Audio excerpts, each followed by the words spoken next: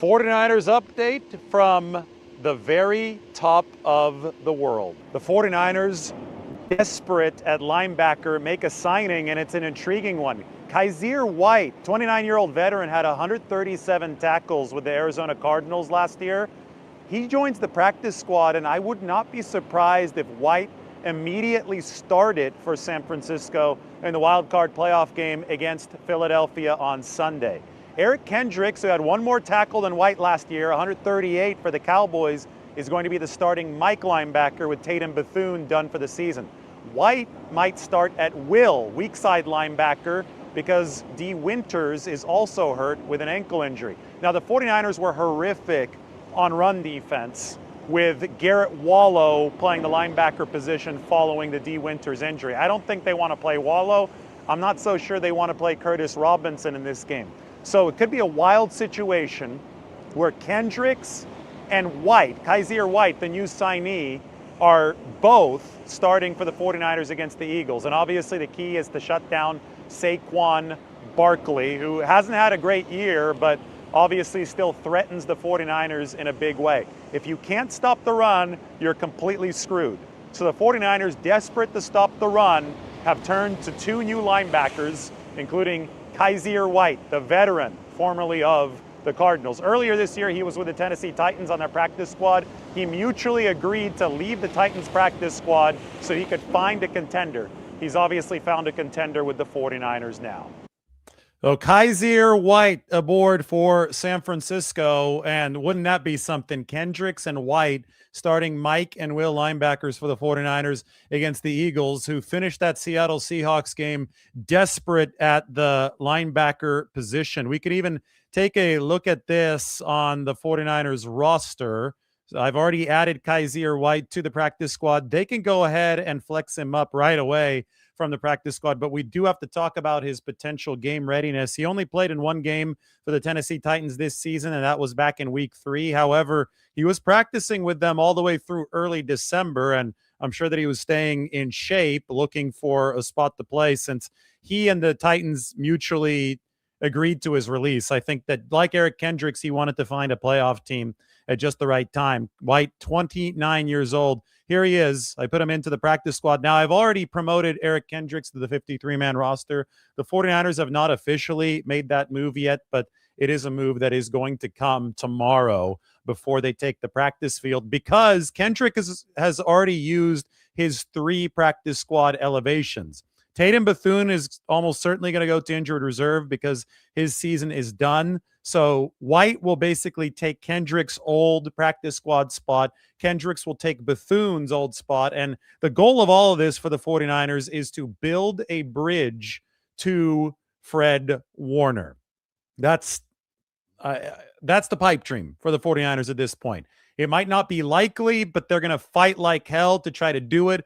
It wasn't likely for them to beat the Rams in week 5 either, but they fought and they got it done. And it's a season where the 49ers are taking the hard way. Are the Eagles the best matchup for the 49ers in the wild card round? Hell no, that's not the best matchup for the 49ers in the wild card round. I think that they've already proven they could beat the Bears, even shorthanded, without George Kittle in the penultimate week of the regular season. Of course, the 49ers had already beaten the Carolina Panthers. They didn't draw either of those two teams, though. They drew the defending champion Philadelphia Eagles, who are not as good as they were last year. I've gone through so many of these numbers, and it's really interesting to me because the Eagles, they won their division. They were able to rest their starters in the final week of the regular season. They've obviously earned the respect that they have, I think, from the national media because of the Super Bowl championship last year over the Kansas City Chiefs.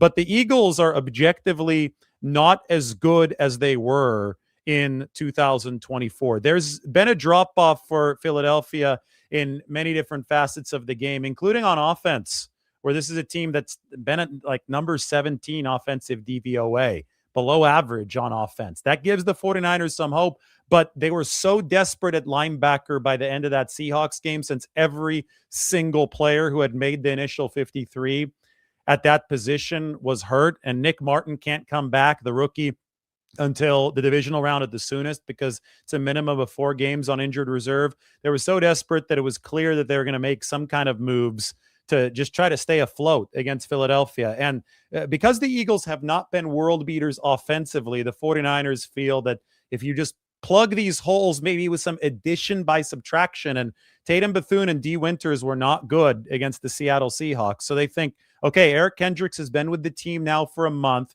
Kyzir White hadn't been with the team for a month, but he's a veteran, and he is someone who should be able to plug into a weak side linebacker spot a lot more easily than Kendricks plugged into the Mike linebacker spot. Mike has the radio in the helmet, so that makes sense that it would take a few weeks, maybe even a month, for Eric Kendricks to be fully plugged in. But I think that Eric should be one with the scheme at this point, and I think that somebody like Kyzir White, maybe he steps behind Curtis Robinson and they have Curtis Robinson at that will spot if he's not ready to go. But I really don't think that the 49ers are thinking that this is just a signing for somebody to hang around and watch them practice. Kyzir White's done it at a pretty high level in this league. He was a good run defender last year for Arizona. He's a violent football player. He's a big linebacker as well. And this has got run defense written all over it. The 49ers have struggled to stop the run ever since Mykel Williams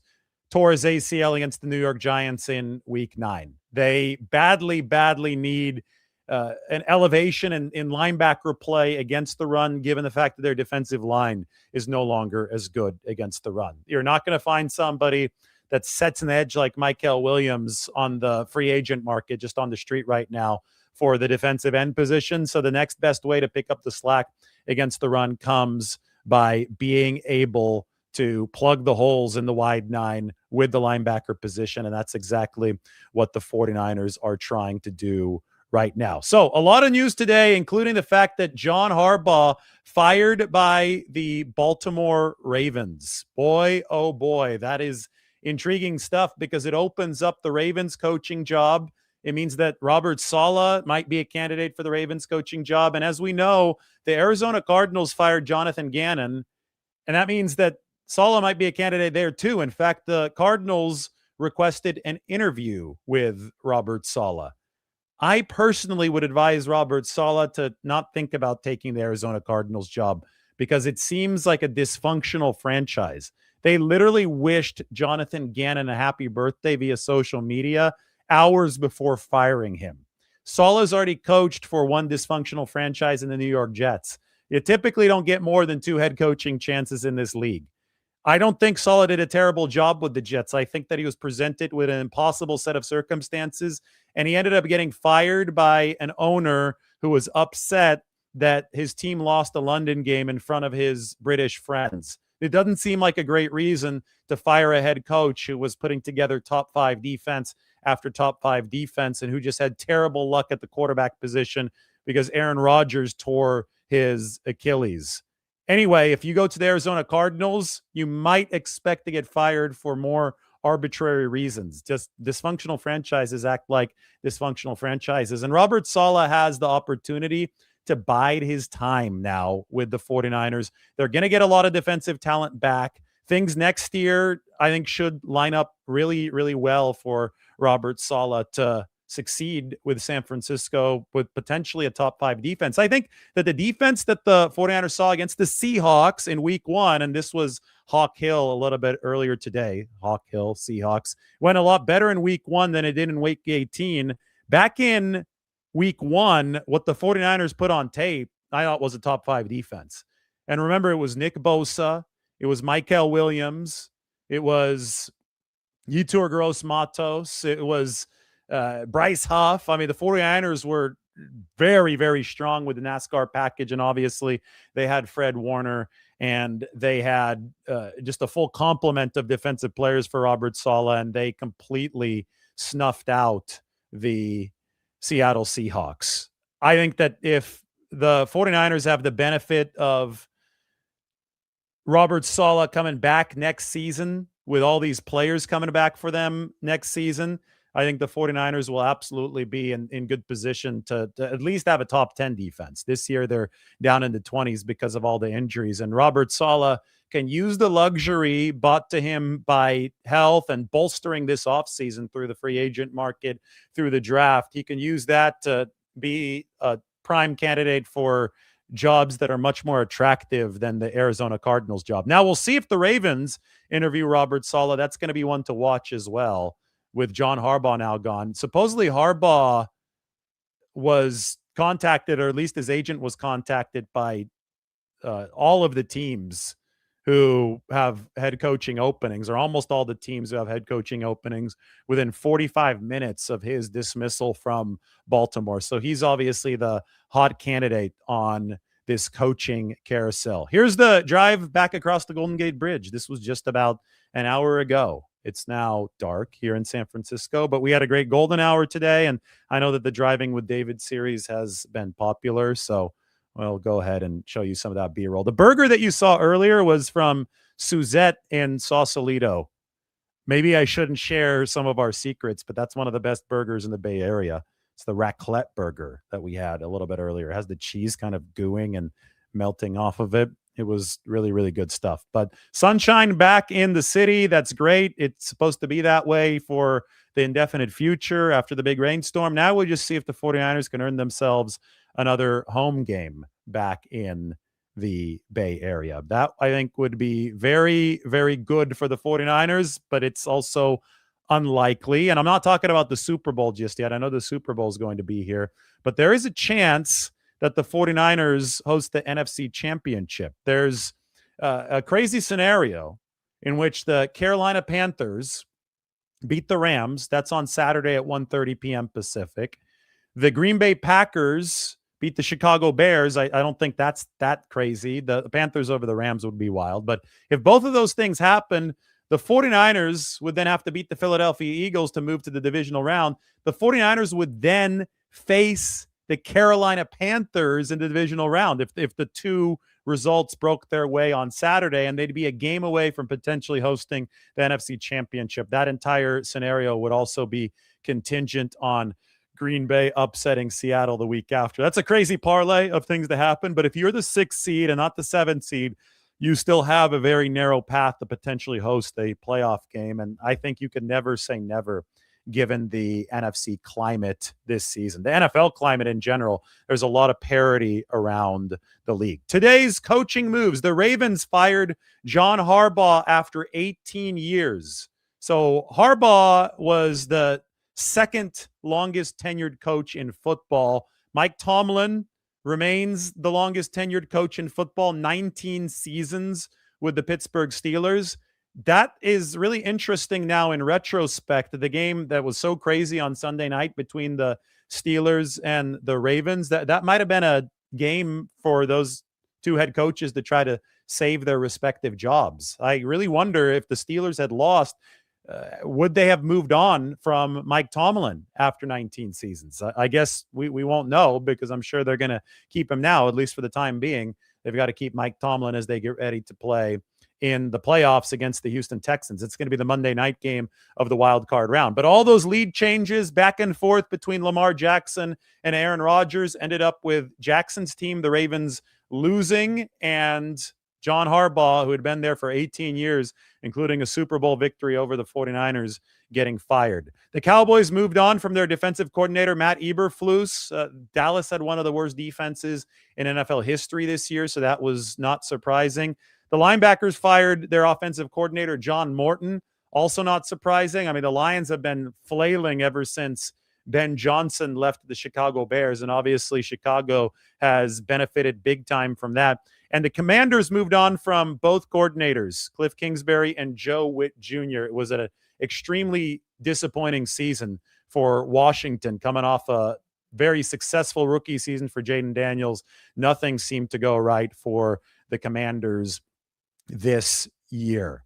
So this is that time of the year where stuff can get really busy, especially for playoff time, especially for playoff teams, because their assistants can interview for the openings elsewhere, while their assistants are also game planning. And of course, the 49ers have a lot of game planning to do, with a bear of a test awaiting them in Philadelphia. It's going to be crazy on Sunday. But again, the Eagles have regressed a little bit. I got a graphic here to show you where the Eagles rank this year. The first one is for the defense, which was absolutely awesome last year. We all watched the Super Bowl. We saw Philadelphia completely snuff out Kansas City. Well, that was a top 3 defense in 2024.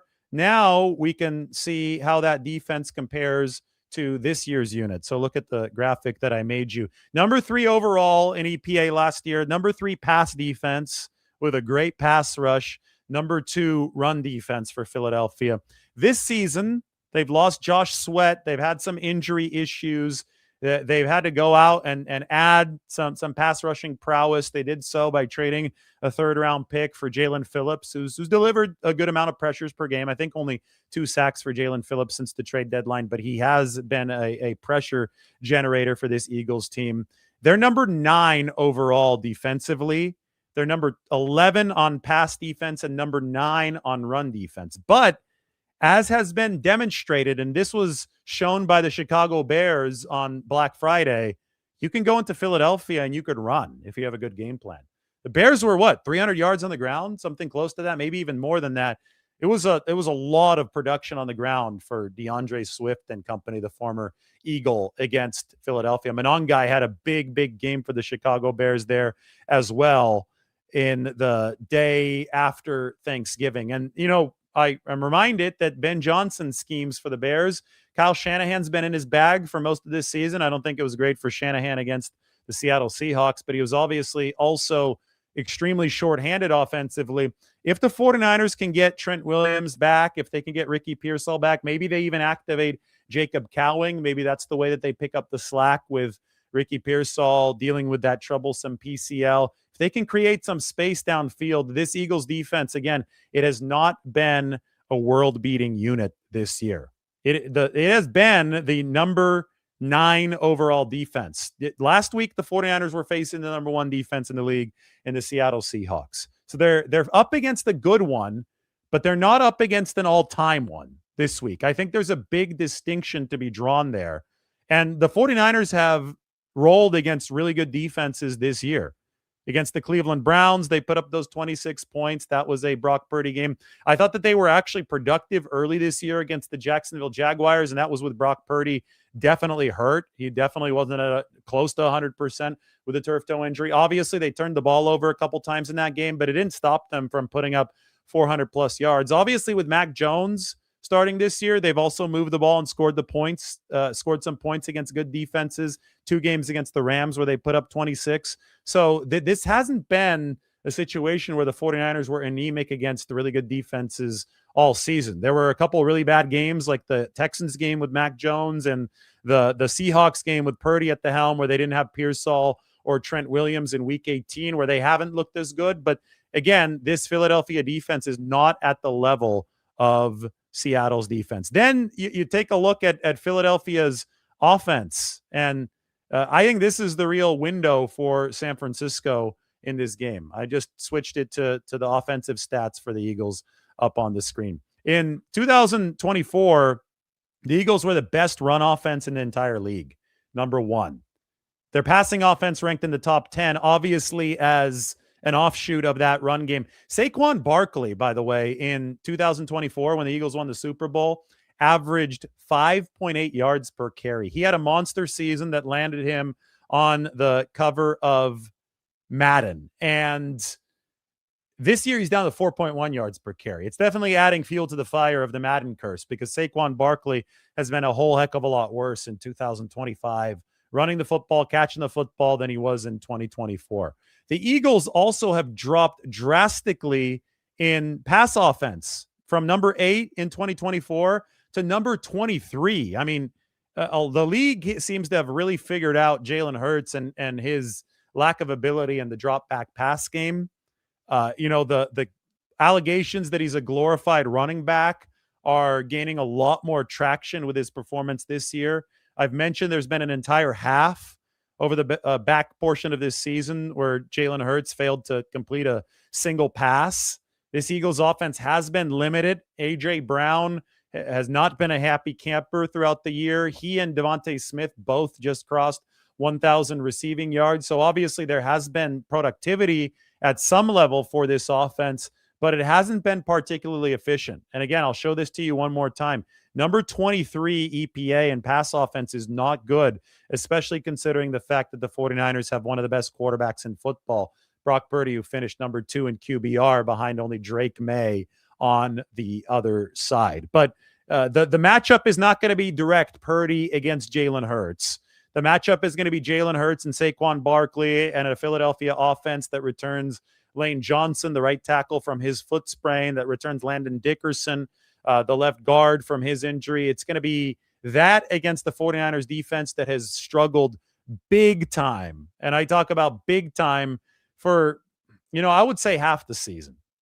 I know that there were some issues in the first half of the year for the 49ers, especially right after they lost Nick Bosa, and then right after they lost Fred Warner. Bosa was gone in week 3 against the Cardinals. Warner got hurt in week 6 against Tampa Bay.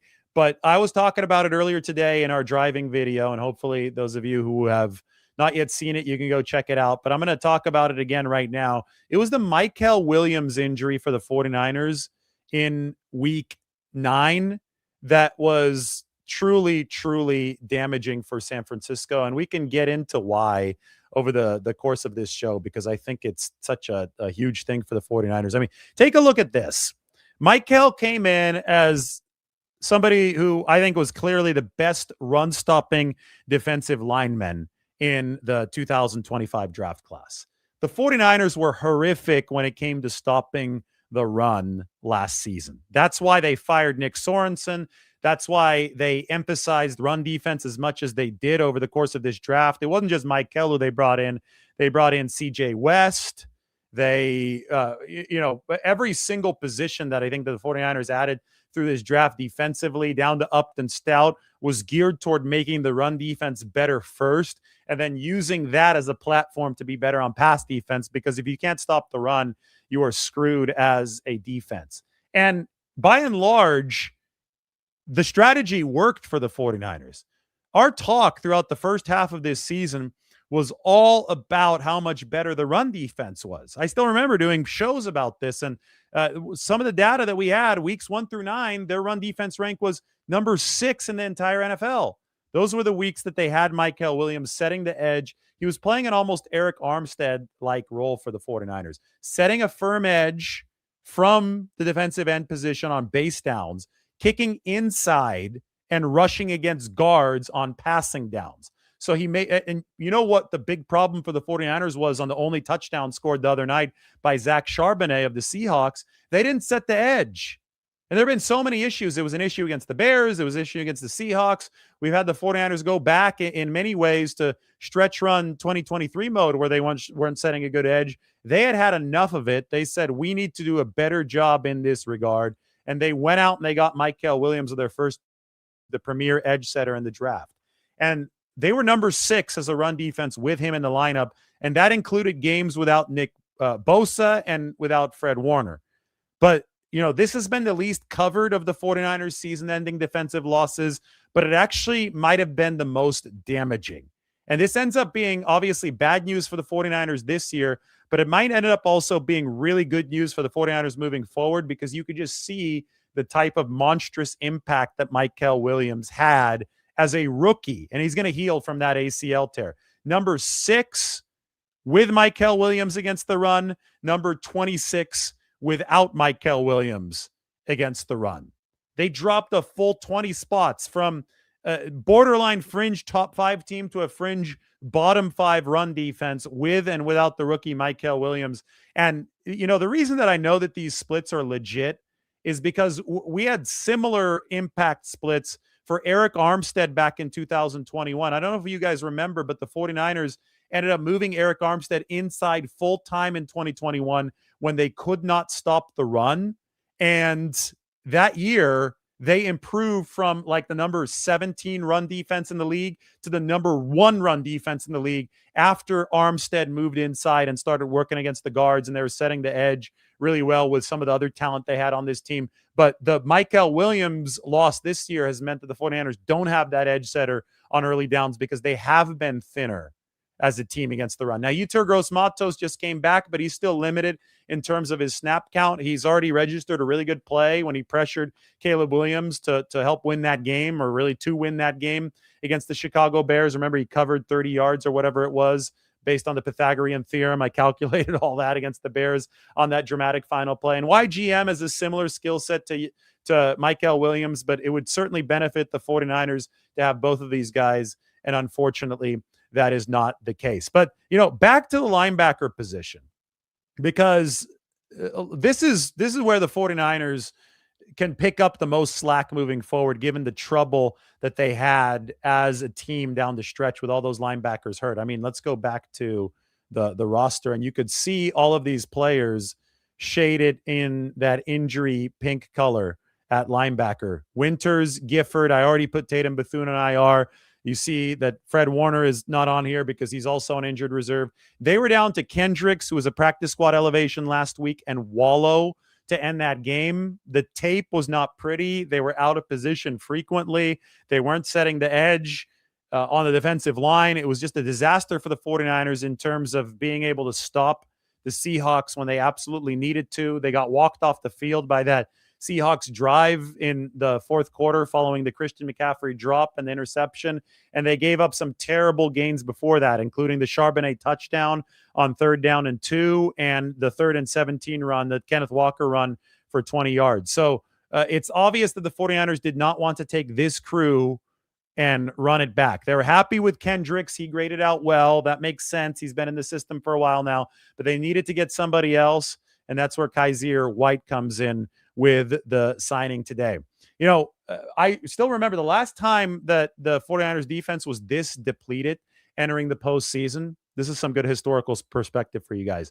The 98 season, that was Steve Young's final full year with the 49ers. They had a world-beating offense. Like, they had a legitimately high-powered offense back in 1998. But the defense was just leaking oil by the end of the year. And they qualified for the playoffs as a wild card team. And that defense, they had lost Bryant Young he shattered his leg. Big leg fracture. I think it was Ken Norton Jr. or Lee Woodall, one of the two linebackers. I think it was Ken Norton Jr. His helmet in a friendly fire incident on Monday Night Football had just crushed Bryant Young's leg. And the 49ers lost a bunch of other defensive linemen, and they entered the playoffs against the Packers absolute bare bones along the defensive line, and they needed some sort of pass rush. So they literally signed Charles Haley out of retirement, off of his couch after 2+ years out of football. He wasn't in shape, but he was Charles Haley. So, he was one of the all-time greats. So he figured he might still have something in the tank. And it just so happened that Haley, with very little practice, signed the week of the game, desperate signing by the 49ers. In the third quarter of that game against the Packers, he pressured Brett Favre, and Favre threw an interception to Lee Woodall, one of the 49ers linebackers that year.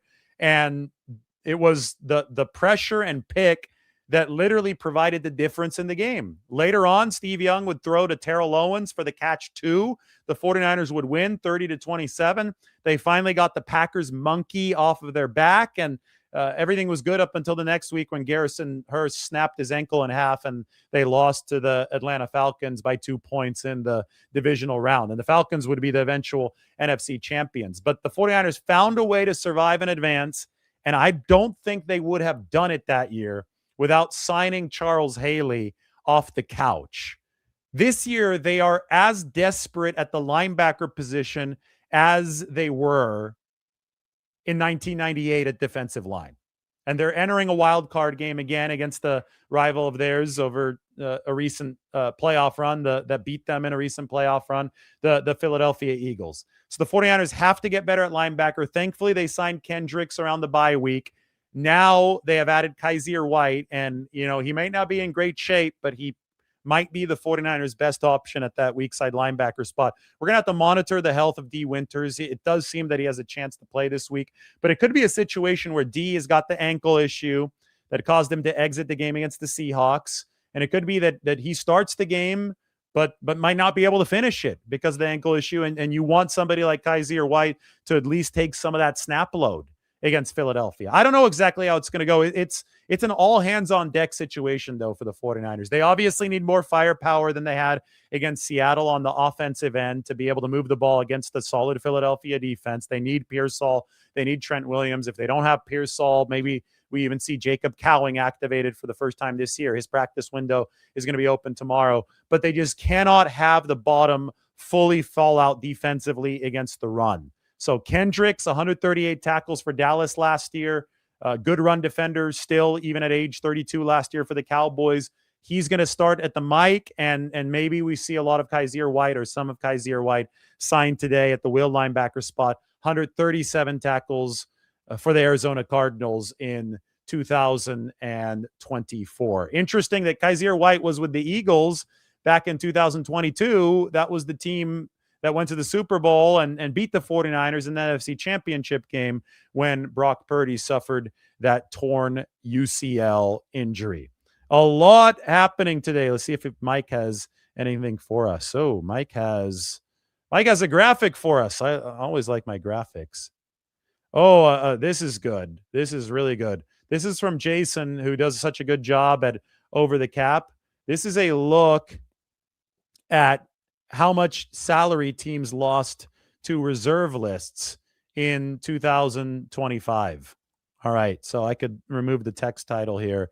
So the x-axis is the percentage of average per year on injured reserve, and the y-axis is the total number of wins for a team.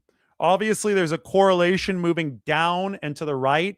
Typically, as more guys are hurt, so you move further to the right, for more guys hurt, you're going to lose more games. So you're going to have fewer wins. So it starts up here. You can see my cursor, and it generally moves down and to the right. You're going to be an outlier if you're in the upper right quadrant. And there are two teams. This is fascinating to me.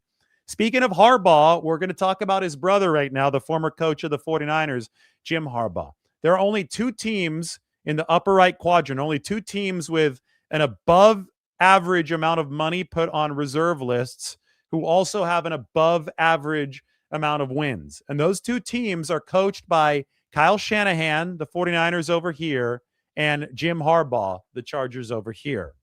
So I think that's a tip of the cap to Harbaugh. It's a tip of the cap to Justin Herbert and what he's been able to do with the Chargers this year. And over on the 49ers side, it is a tip of the cap to Kyle Shanahan. It is a tip of the cap to Brock Purdy, to Mac Jones. The 49ers have had the best quarterback room in the league by far. I mean, take a look at this. These are the final QBR rankings of the 2025 season. And you could notice that there are two 49ers in the top 10. That's sensational. The 49ers have Brock Purdy, who finished at number 2. Drake May, I think, is the clear MVP. I could show another graphic in a little bit highlighting how good Drake May was. But May is at the very top, and Mac Jones cracks the top 10 just ahead of Lamar Jackson, who rounds out the top 10. But Mac Jones was number 9 in QBR. For all that went wrong for San Francisco this year, you talk about the injuries, all the money that I just showed you that was on the injured reserve or the other, whatever, the left squad list, that's also reserved list. That's where Brandon Ayuk went. All the money on those lists for the 49ers to win what they did. Obviously, the credit, it goes to more than one spot, but the main spot where the 49ers truly excelled this year was at quarterback, and it wasn't just with Brock Purdy. It was also with Mac Jones, who won 5 games in the 8 that he started, including the Rams in week 5. That was massive for the 49ers, and finished at number 9 in QBR with Purdy finishing at number 2. This was unquestionably the best quarterback room in the NFL, and I think that it definitely deserves a shout out, which is what we gave it there. I could also find the big quarterback dot chart. This one's always fun to look at. Here we go. Let's get this up on the screen. And we could find where Brock Purdy's logo is. And it's also a shout out to Drake May and how well he played this year. But here you have it. You want to be further to the right and further up on this chart.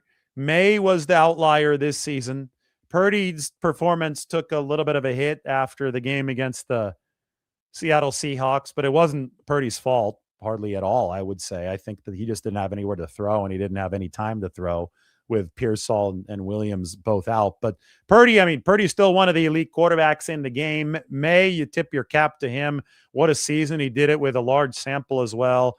It would be highway robbery if Matthew Stafford won the MVP award over Drake May. You could see Matthew Stafford languishing over here.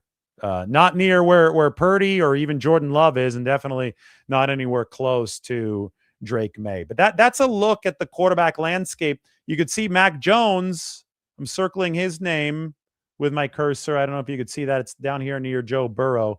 Mac Jones also in a very, very good spot for the 49ers. Sam Darnold not too far from Jones this year. But Purdy, that mobility took things an extra step. In fact, Vic Fangio, Lord Fangio, the former 49ers defensive coordinator, he is a believer in Brock Purdy's mobility. He has to face Brock Purdy this week.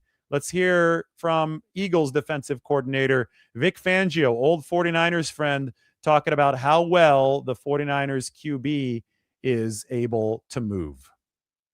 Yeah, he's very good at that. He's a scrambler, and when he's scrambling, he's looking down the field. His eyes go down the field. He's wanting to throw out of the scramble, before he decides to run it, and he's very good at it. And they have a lot of maximum or play action type protections where he's going to have some time anyway, and then if he doesn't like what he sees, he can buy even the more time. And I think that's why his average is up there so high as far as holding the ball. Yeah, Brock Purdy has, I think, the second or third highest time to throw in the league. He's behind, I believe, Caleb Williams, who runs around a lot, but Purdy seems a lot more in control, and that's why he has put up better efficiency numbers than Caleb Williams. John Harbaugh has interest from most teams with head coaching vacancies, but notably, a reporter is told that calls are also coming in from a few teams that currently have a head coach in place. Lots of discussions going down tonight. So somebody might fire their coach to bring in John Harbaugh. No, it's not going to be the 49ers as much as some insane fans would like that to be the case. I can't wait to see where Harbaugh goes. I joked around about a nightmare scenario for the 49ers earlier today. Would involve Saleh leaving to go take the Arizona Cardinals job.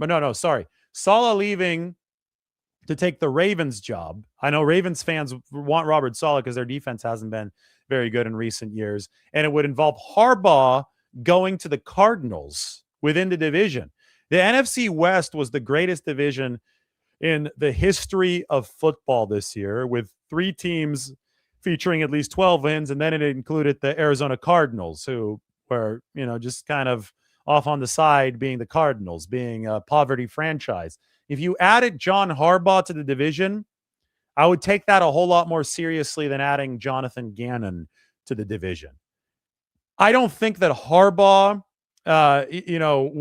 would want to join a dysfunctional franchise since he's got so many other opportunities around the rest of the league. So that's why I was just joking about that being a nightmare scenario for the 49ers.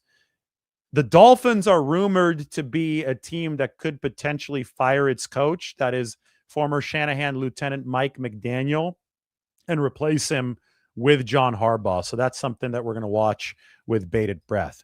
Alan Eck will be the referee for Eagles 49ers. And this is interesting. Eck grew up in Williamsport, Pennsylvania. So he's not far from Philadelphia as far as his roots go. And this number's been floating around social media. This is sure. I'm just rage baiting you at this point if you're a 49ers fan. The Eagles are 8-1 in games that Eck has refereed, including the 2023 NFC Championship game against the 49ers. The 49ers, whose record also includes that game with Eck refereeing, are 3-6.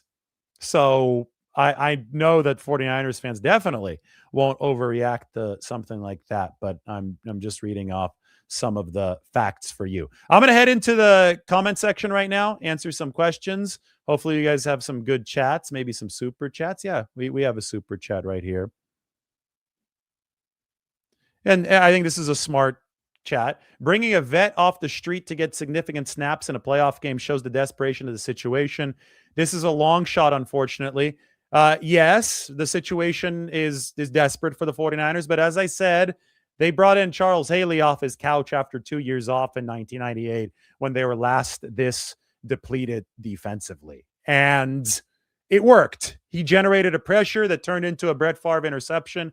And if you put on the tape last week of Garrett Wallow, who's a good special teams player, but not a guy they're planning to plug in at linebacker, I think that you understand why the 49ers made this move. They cannot have more 3rd and 17 conversions on the ground. They have to maintain some sense of control of the opposition's run game, and we know that's what the Philadelphia Eagles are going to try to do to have a shot. Here's why this right here, this Mykel Williams loss, that's not Mykel, that's Vic Fangio. I'm getting Mykel up on the screen for you right now. Here's why the Mykel Williams loss was so devastating for the 49ers.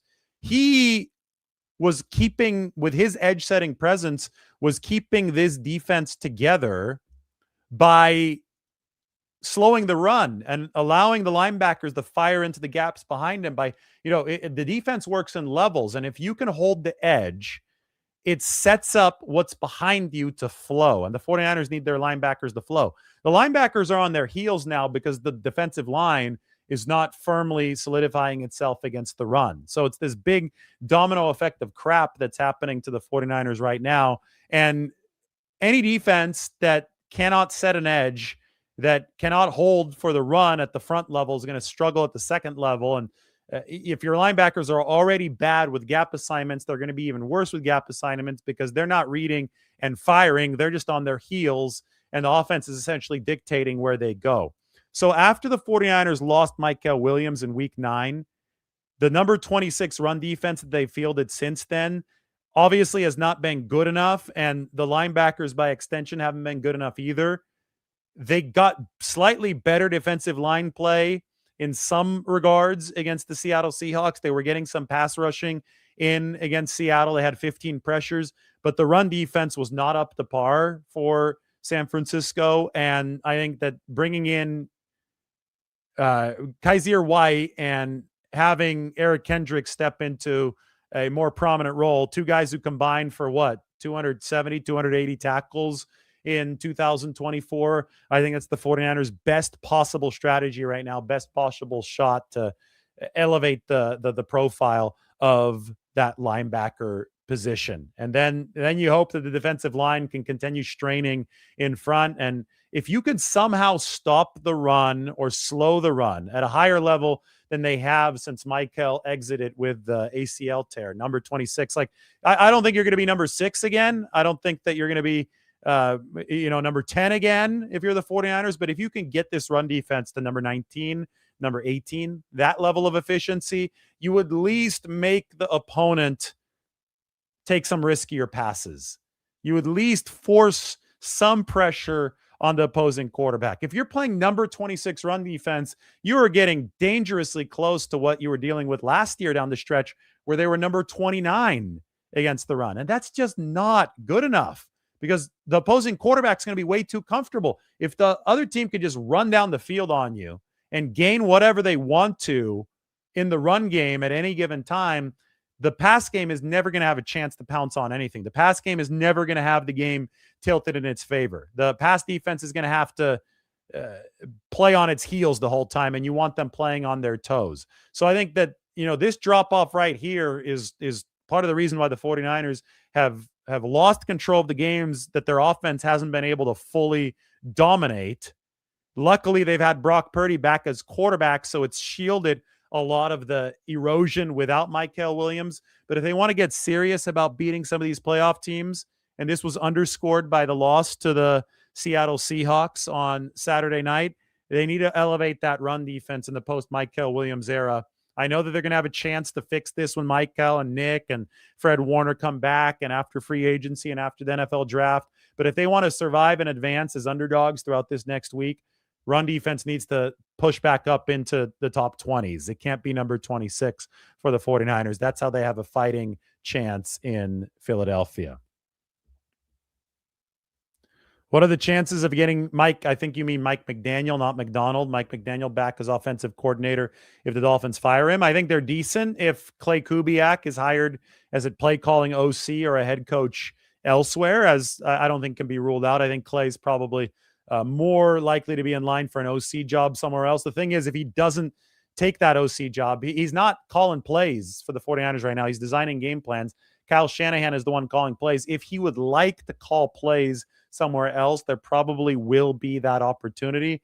But as the Mike McDaniel hiring by the Miami Dolphins shows, there is potential upward mobility for Clay Kubiak by just staying with the 49ers in the title of the offensive coordinator role and then waiting to see when an opportunity comes. And if he believes that San Francisco is going to sign a receiver this offseason, maybe draft a receiver too, obviously improve the personnel of their offense and set Brock Purdy up for an MVP type of season next year, I think it might be smart for Clay Kubiak to stick around. And if he does stick around, I don't see Mike McDaniel coming to the 49ers staff in a role that's lower than the one that he left, which was offensive coordinator in that 2021 season.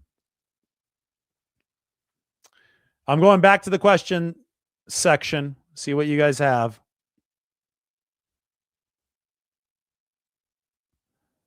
What are the statuses of Cowing and Watkins, and will they be able to play snaps this postseason? Well, Watkins, yes, he was already active against the Seahawks. Cowing is going to see his practice window open tomorrow, which I find extremely intriguing. So we'll see how exactly that works for the 49ers, but he's a speedster. He's not big, he's not strong, but if they just need to layer this Philadelphia defense, if they need to stretch it and make them account for threats a little bit further downfield, or at least, even force the Eagles maybe to step up on the 49ers, because you could throw Jacob Cowing some screen passes. It just extends the range of the field that the Eagles are going to have to cover. I wouldn't be surprised to see him called up, especially if Ricky Pearsall continues to fight through this weird PCL injury situation. As Mykel says, the 49ers need yak and separation. He would love to see Jacob Cowing, and maybe that is the way that the 49ers turn on Sunday. Tyler asks, would the 49ers promote Gus Bradley? Strong chance if Robert Saleh leaves that Gus Bradley gets the defensive coordinator job. Yes, if he wants it. I don't know if Gus wants it. I think he's really enjoying life as an assistant head coach this year.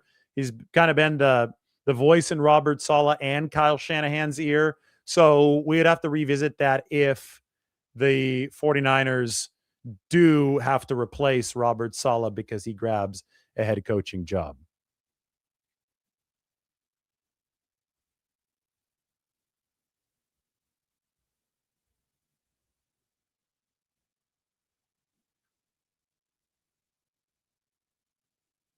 Elijah predicting that the 49ers are going to win this one 27-24.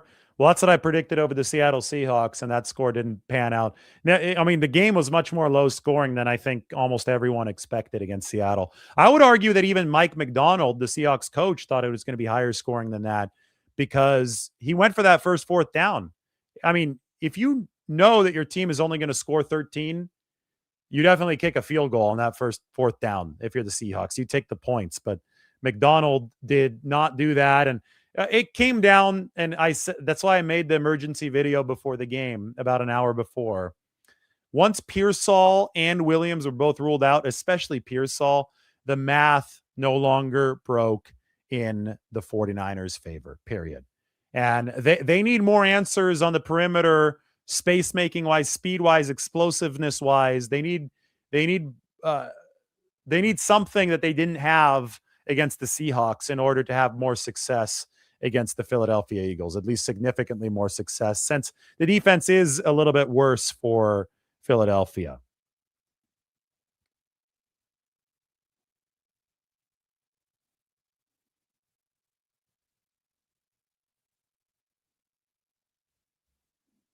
Nicole says Saleh wants to be a head coach. I don't think he's in a rush, though. I think you're right. And I think the 49ers also hope that he's not in a rush because, and he shouldn't be. He needs to go to a place where he's going to get a fair shot. The Jets weren't that, and I don't think that the Arizona Cardinals would be that either, even though they're going to interview him. All right, everybody, thanks for watching. Hopefully you enjoyed all the views. We will talk to you soon. Hit that subscribe button. We're almost at 100,000.